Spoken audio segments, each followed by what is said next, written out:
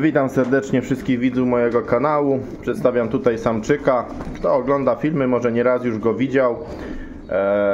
Jakby zostałem przez hodowcę poproszony o coś, co jest w sumie nierealne i niemożliwe, ale o tak zwanego zapytał, czy mogę mu sprzedać gołąbka do rozpłodu, ale jakby z gwarancją. Każdy rozsądny wie, że ciężko coś takiego, żeby był gołąb, który z gwarancją wydaje super asy, no bo wiadomo, wtedy po nim dziecko wysyłasz na WG, wygrywa ci kasę i jest bez problemu. Także no, w praktyce to tak prosto nie wygląda i wielu mistrzów jest. Jak to ktoś powiedział, pary rozpłodowe łatwo rozpoznać po tym, jakie wydają owoce i to jest para rozpłodowa, jeśli wydała dobre dzieci, co nie znaczy, że wszystkie ich dzieci są dobre.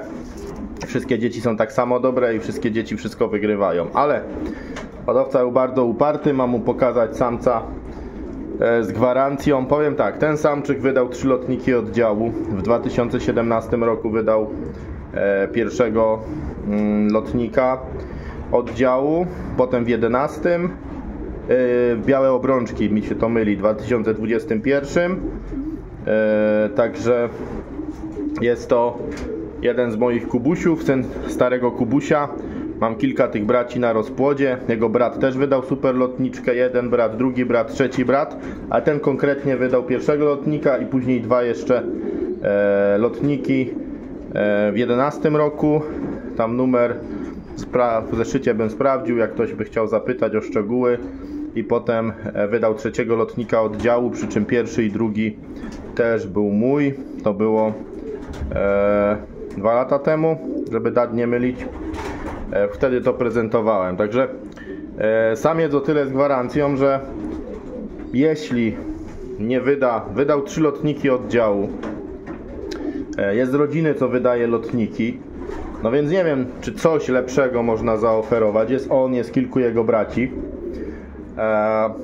Jedyna gwarancja może być taka, że jeśli ktoś będzie z niego niezadowolony, to po roku mi go oddaje i mu wymienię tego gołębia, no bo inaczej ciężko sobie jakby gwarancję wyobrazić, też jak sobie hodowca gołąbka wykorzysta i w ten sposób to może ewentualnie wyglądać. I wiadomo, że taki gołąbek nie jest w kwocie, jak tak powiem, 100 zł czy 200, ale no wydał mi już 3 lotniki, no więc jest z roku 2016, no więc jest to gołąb 8-letni, także jeszcze trochę posłuży. Wiadomo, najlepiej aby był u mnie na rozpłodzie. Może wyda w tym roku kolejnego lotnika, zobaczymy. Także jak wydał tego pierwszego lotnika oddziału, też był zaoferowany do sprzedaży. Za rok wydał kolejnego lotnika, także kilka razy go oferowałem do sprzedaży, nikt nigdy go nie kupił. Ciągle jest u mnie, bo tak się mówi, że nikt nie oferuje dobrych gołębi. I może jeszcze o nim usłyszymy, może z niego będą jakieś kolejne super ptaki lub z jego braci. Także pojęcie gołębia z gwarancją to jest bardzo ciężki temat, bo nawet jak ja koledze dam po nim dzieci, bo jest sparowany. Śmieszna sprawa, ma 2 samice. Jedną samicę to ma od Adama Zenkę z fajną taką, co fajne gołębie wydała, a drugą samicę po prostu ma mało samic, a on 2 se przygarnął. Zniosła jajka, je przełożyłem pod inną parkę. To matka 8 gołębia z finału Mazury i tak dalej. Także śmieszna sprawa, bo se 2 samice przygarnął, więc może tak ma być. Jedną ma w jednej misce, drugą na drugiej misce. I ja patrzę, zniosła jedna mu jajko i drugie. On sobie na zmiazanym goni. Jak tamta znosi jajka, to goni sobie tą drugą, za 3 dni ta druga znosi. No ja oczywiście tam zabrałem, dałem sztuczne, przełożyłem po nim jajka, goni na kolejne. No bo skoro wydał 3 razy lotnika, to wiadomo, że dla siebie chce, czyli ja już 4 jajeczka z niego mam i teraz znowu mam nadzieję kolejne, także taki sam się zrobił na pseudo ogiera, że sobie wychowam z niego więcej gołębi, bo nie ukrywam, no z takiego gołębia trzeba chować, nie? Także ma 2 samice i na pewno tych młódków z niego będzie więcej. Na co one pokażą, a jak się rozgląda, jaki nerwowy, bo właśnie goni samiczkę na te jajka. Nerwowy, chciałby ją, tak powiem, miłością się zajmować. Więc o, taki syn starego Kubusia, brat tych mojej rodziny Kubusiów.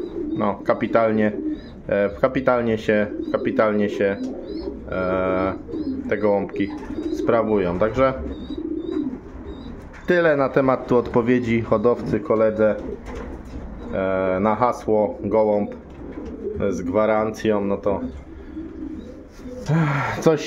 coś takiego, czy młode, ale młodego może jaszczą zjeść, może zachorować i z gołąbka nic nie ma, także nie wiadomo, co się nawet z takim gołębiem stało, więc to też ciężko jest do weryfikacji, ale ja z niego mam zamiar, no jak będą 3 lęgi i wszystko będzie dobrze z 2 samicami, no to drużyna piłkarska może być dzieci jego do lotu, także taki oto gołąbek. Był jesienią oferowany do sprzedaży, został, mam nadmiar samczyków, a on mimo to przygarnął sobie 2 samiczki. Także tak to wygląda. Pozdrawiam wszystkich kolegów, koleżanki. Tutaj właśnie dużo tych pytań. Nawet powiem po szaleńcu, mimo że super gołębie wydał, no czy kolejne dziecko będzie super lotnikiem, super asem. Wydał kilka asów. Wnuki są asami, ale to nie znaczy, że byłoby to zbyt proste, gdyby każdy gołąb wydawał tylko asy i tylko najlepsze gołębie, nie? No takie, które nie musimy selekcjonować, jak to się mówi. No, także chyba już go nerwowy, puszczam go. No i takim sposobem tutaj dalszą jakby dyskusję z wami, z widzami będę prowadził na podstawie felietonu Jerzego Tomsika, który napisał właśnie bardzo ciekawy artykuł w Hodowcy archiwalnym.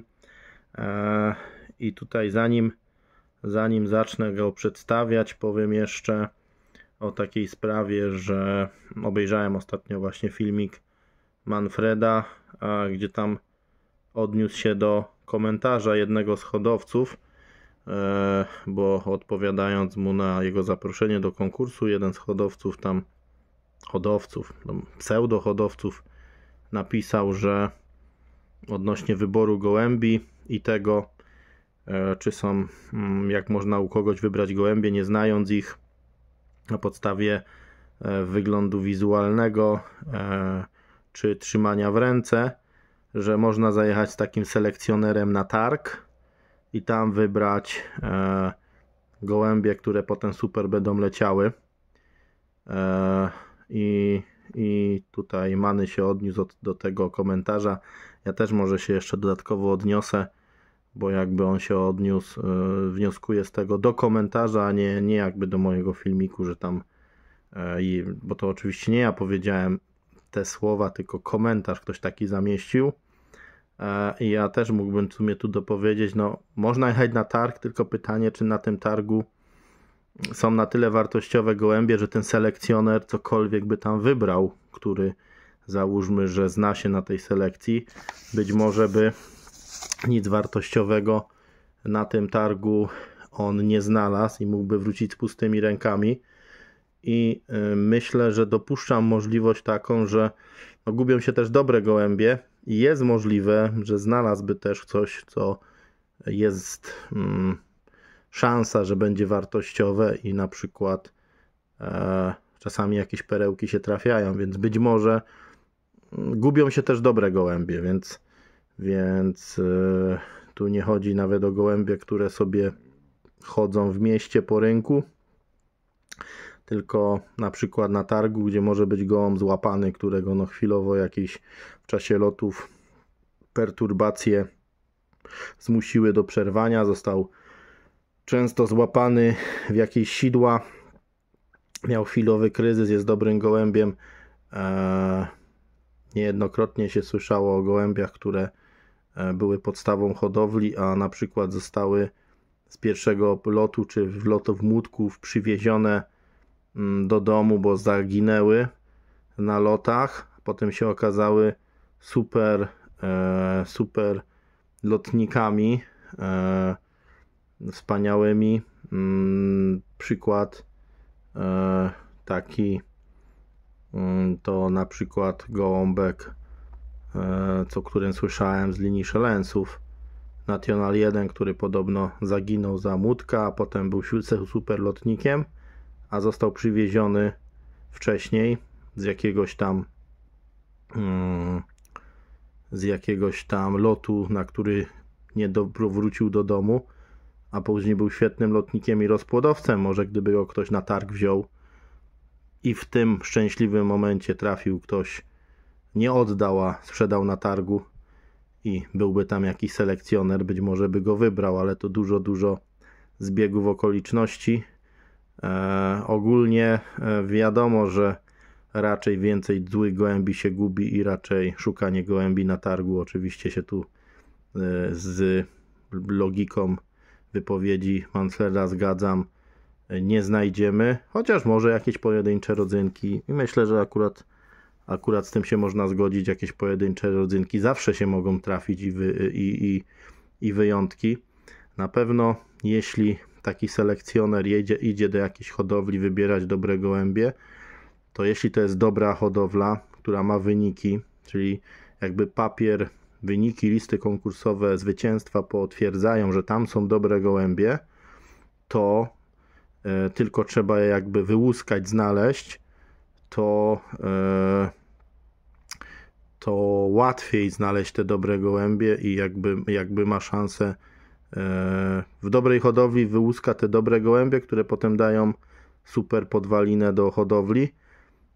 Być może jeśli w słabej hodowli znajdzie te najlepsze, ale może te najlepsze mogą okazać się kiepskie i że nic nie dają, więc jakby tak czy tak gołębi materiału trzeba szukać, tam są dobre geny, dobra hodowla, więc na pewno nie należy ich szukać tam, gdzie na targu, gdzie większość będzie zła i trochę to marnowanie czasu i liczenie na szczęście, łód szczęścia i przypadek, że akurat coś super się trafi.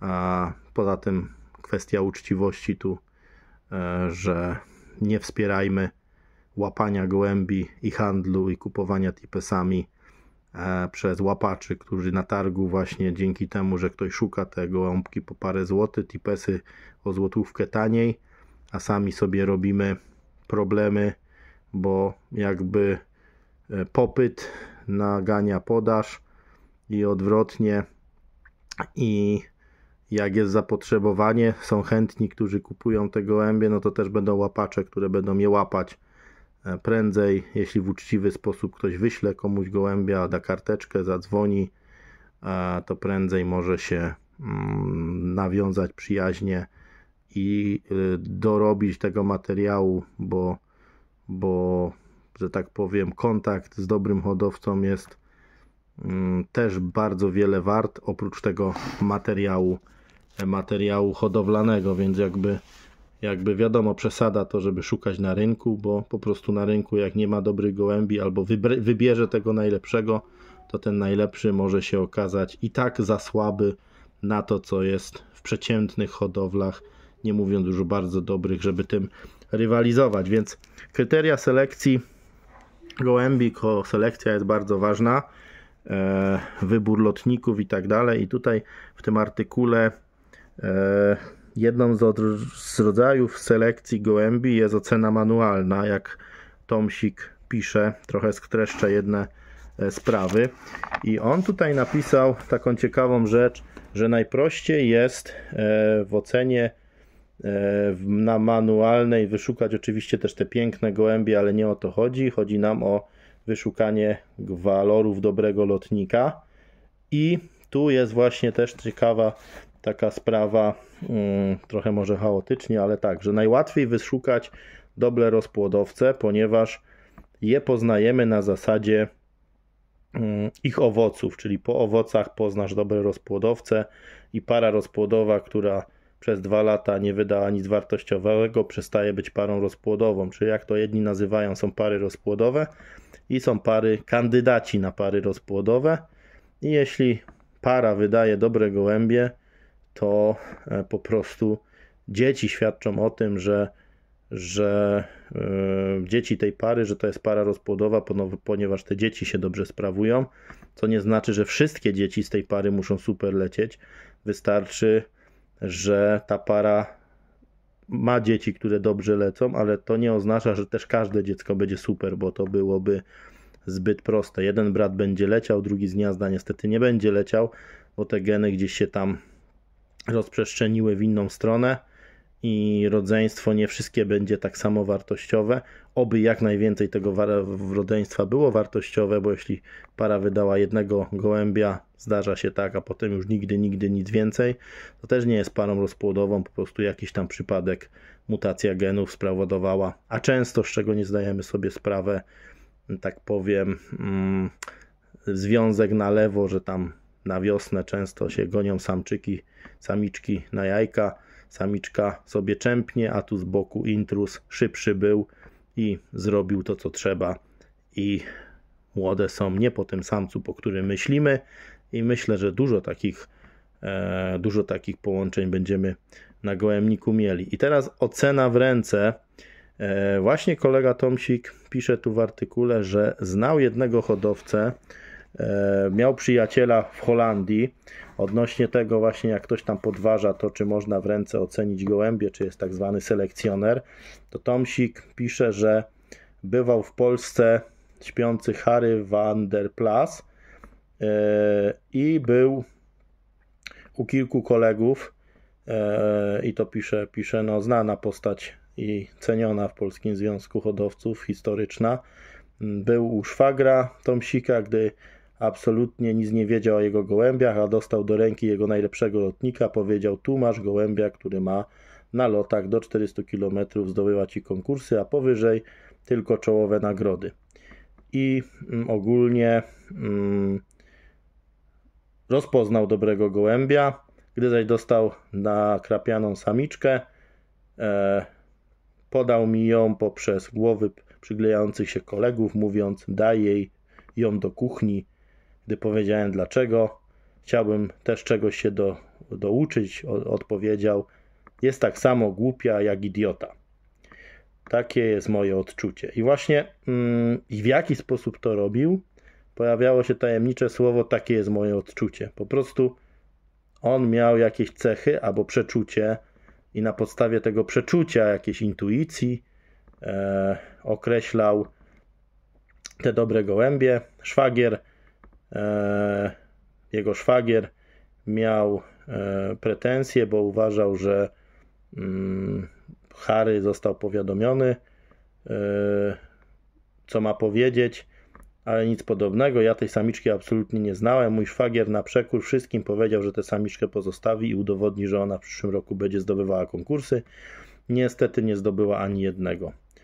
I także u innego kolegi miał okazję powybierać gołębie, nawet gołębie, które były rozpierzone. Powiedział: tu masz super asa, gdzie Tomsikowi się wydawało, że jeśli będzie gołąb rozpierzony, to będzie trudniej wybrać, że to utrudni. I był to hodowca, który potrafił wybrać te najlepsze gołębie z hodowli, oceniając je w ręce. Co brał pod uwagę, jakie kryteria? Właśnie odpowiedź zawsze było moim gedach, czyli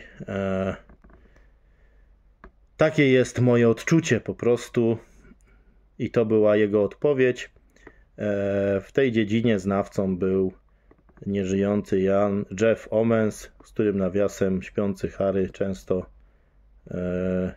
się kontaktował, i Tomsik, i prowadził rozmowy na temat gołębi i walorów, więc Więc tutaj jakby potwierdzenie w czasopiśmie hodowców z wywiadu, który napisał ceniona postać w Polskim Związku Hodowców Gołębi Pocztowych, jakby, że są takie osoby, które to potrafią czynić,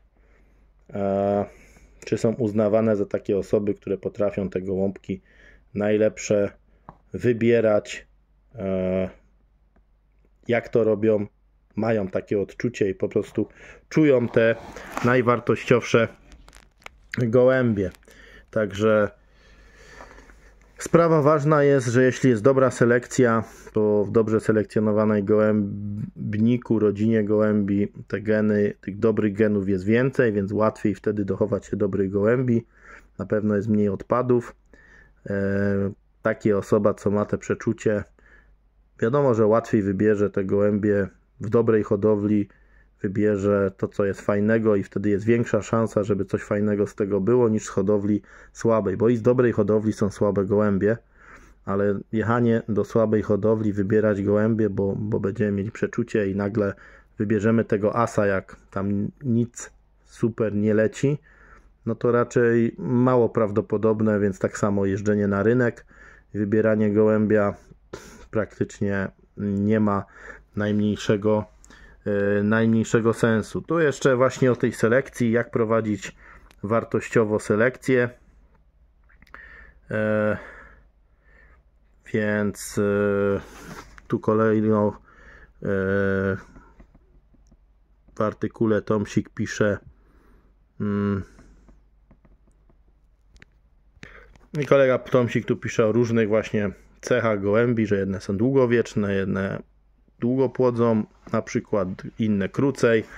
I tu przeczytam kolejny fragment. Wiadomo, że nadzwyczaj dobre pary rozpłodowe są rzadkością prawie na wszystkich gołębnikach, a także na tych przodujących. Także nawet u superhodowcy tych super par rozpłodowych będzie ograniczona ilość i u superhodowcy też nie wszystko, co jest, będzie dobre i nie wszystko, co się kupi, będzie super gołębiem.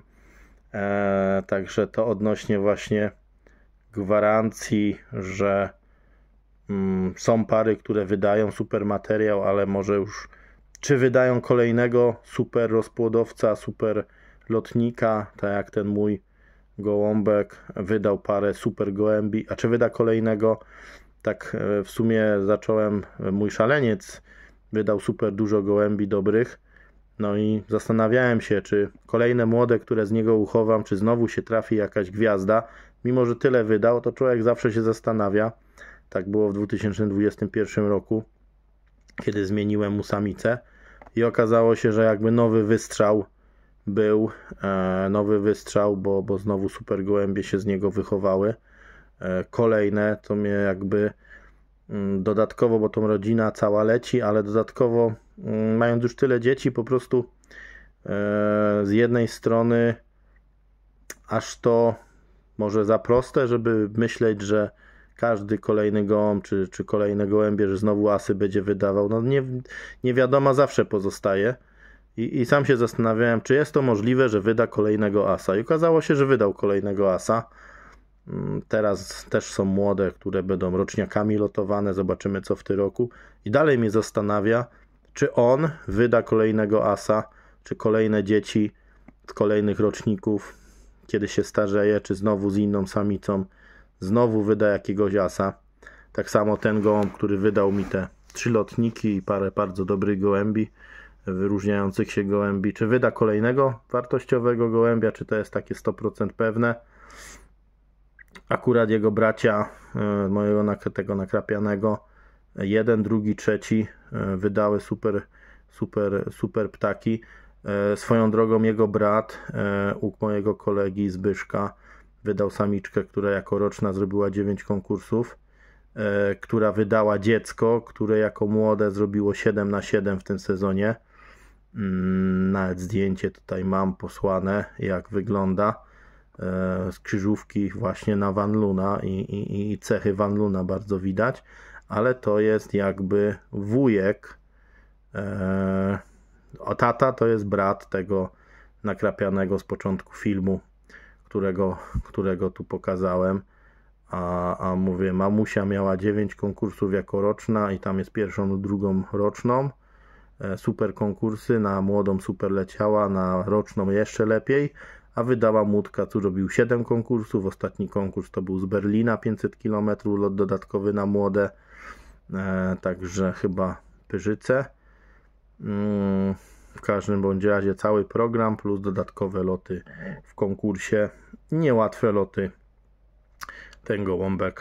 ten gołąbek zrobił. Kiedy należy przeprowadzać selekcję? A więc najlepiej zaraz po zakończeniu lotu, bo mamy wtedy wyniki osiągane przez gołębia, są jeszcze świeżo w pamięci. Nie należy usuwać gołębi drogą selekcji w czasie odbywających się lotów, bo to wprowadza zakłócenie i ujemnie wpływa na formę pozostawionego gołębia i partnera. No, czyli takie nerwowe ruchy, robienie selekcji w czasie sezonu lotowego nie jest zalecane. Przy totalnym wdowieństwie gołębie jakoś ze sobą żyją w tym gołębniku. Czasami brak jednego może zmotywować inne. Czasami może brak sąsiada zdemotywować, że ten dobry przestanie lecieć. Nie mówiąc już partnera, no nie usuwa się partnera, jeśli słabo leci a partner super, no. Także takie usuwanie w czasie sezonu to mocno się trzeba zastanowić, bo jest to mocno ryzykowne i w zupełności się też z tym zgadzam, że to zakłóca rytm w gołębniku. Należy pamiętać, że oprócz tak zwanej fizycznej formy gołębia istnieje jeszcze psychiczna forma gołębia. Na przykład samczyk, któremu zabrano samiczkę, może już nie posiadać formy psychicznej, a to może niekorzystnie wpłynąć na wynik lotowy. Podobnie będzie, jeśli gołębie wysyłane na loty jako wdowce, potem na końcowe loty wysyła się je od pozycji gniazdowej, na przykład od jajek, o czym często się słyszy. Tu koncentracja takiego wdowca się rozładowuje, gołąb wpada w zupełnie inny rytm życia. Na zachodzie odbywanie lotów metodą wdowieństwa prowadzona jest aż do ostatniego lotu. Bardzo często transport takich wdowców aż do miejsca wypuszczenia trwa nawet 5 dni, na przykład lot z Barcelony, i hodowcy tego się nie boją. Natomiast niektórzy z naszych hodowców lotujących metodą wdowieństwa chcą, aby transport ich wdowców trwał jak najkrócej i aby wkładanie gołębi na lot nawet powyżej 500 km odbywało się w przeddzień lotu. No obecnie tak mamy. Myślą, że ich wdowce na skutek dłuższego transportu stracą formę. U młodych gołębi najlepiej jest przeprowadzać selekcję zaraz po zakończeniu lotów gołębiami młodymi. W żadnym wypadku nie należy czekać z przeprowadzeniem selekcji aż do zakończenia pierzenia. Wówczas także i te gołębie, które zawiodły na lotach, wyglądają znowu obiecująco, także hodowca może zmienić swój pogląd. Jeśli idzie o gołębie, które ciągle cierpią na różnego rodzaju niedomogi zdrowotne, to najbliższa sposobność na ich usunięcie jest najlepszą. Naturalnie selekcja powinna stwarzać tę możliwość, aby uzyskać jak najbardziej odporny stan gołębi. To znaczy nawet najlepszy gołąb, jeśli on często i nawet po najmniejszym wysiłku jest chory, to co my potrzebujemy, to są takie gołębie, które posiadają tylko odporność, abyśmy nie potrzebowali chodzić do weterynarza i nie potrzebowali stosować medykamentów. Od tego może nas uchronić konsekwentna selekcja. Chyba każdy z nas już doświadczył, że jedne i te same gołębie zawsze są zdrowe i że jednym i tym samym gołębiom ciągle coś dolega. Jak należy przeprowadzić selekcję? W tym przedmiocie istnieją największa niepewność. Często prośby hodowców o pomoc potwierdzają to.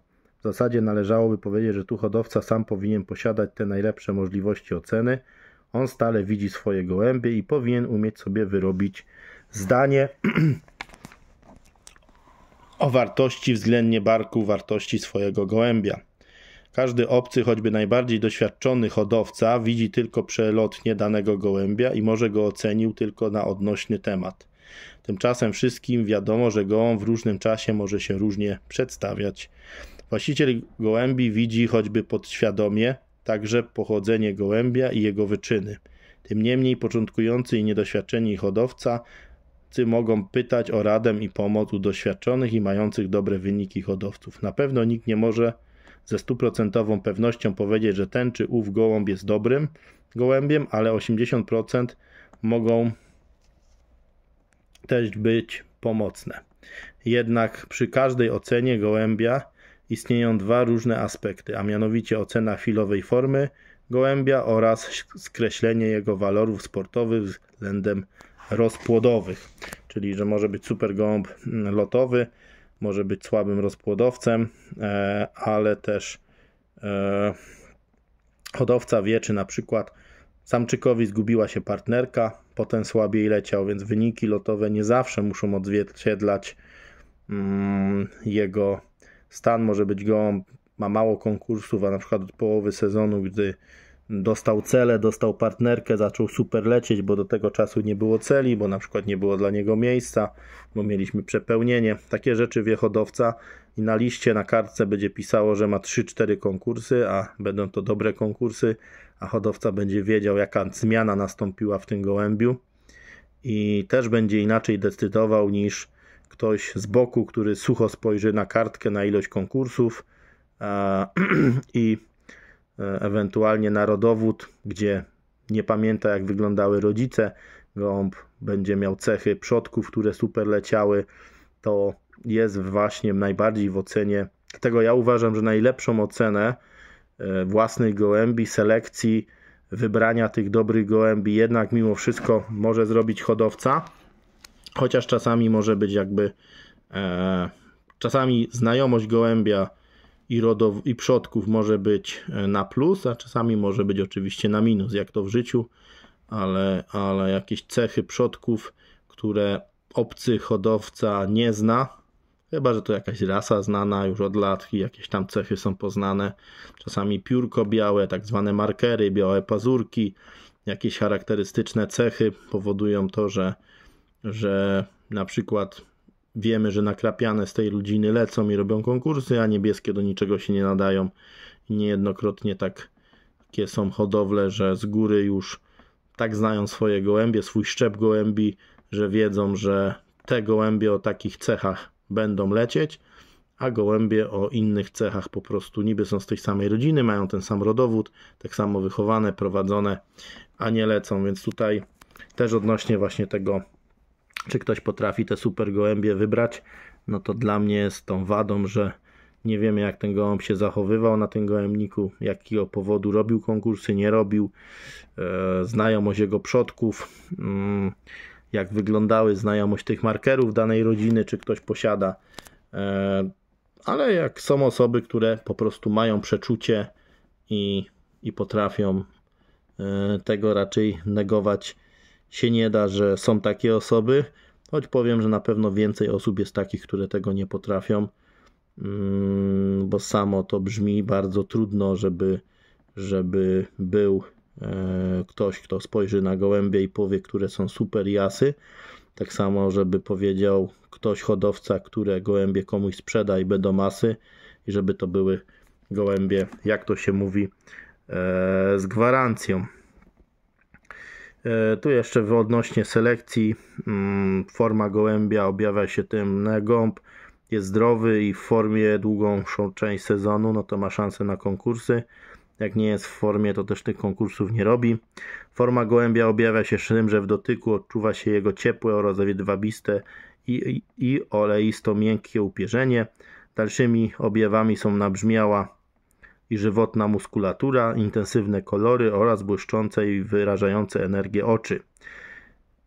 Właśnie odnośnie oczu, to ja też patrzę na oczy w sensie intuicyjnym, właśnie, że oko mi się podoba, bo mam takie odczucie, że jest fajne, że jest rozpłodowe, że po prostu coś w nim jest fajnego. Także jeśli chodzi ktoś, dużo razy mnie też osoby pytają, jak patrzę na oczy. Choć czytałem różne teorie oka